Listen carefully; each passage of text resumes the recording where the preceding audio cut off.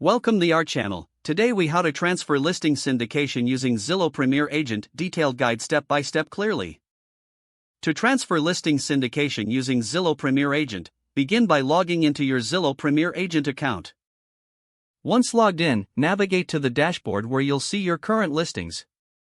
Identify the listing you wish to transfer.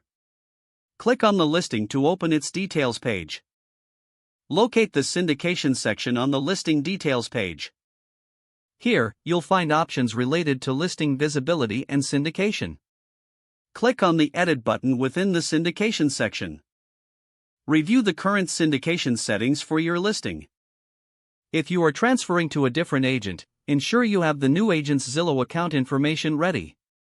Select Transfer Listing or a similar option, depending on your current interface. Enter the new agent's information as prompted. Confirm that the new agent has agreed to accept the listing. Review any changes to syndication settings that may be necessary.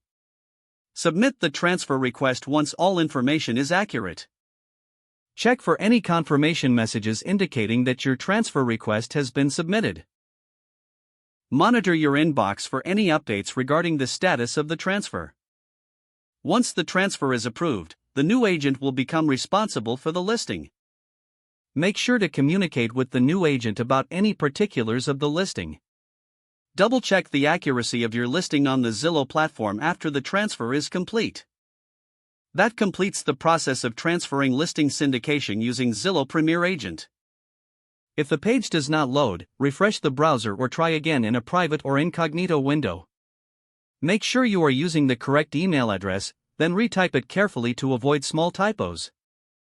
If your password is not accepted, use the reset option and create a new strong password you can remember. Check your spam folder for verification or security emails, then complete any requested confirmation steps.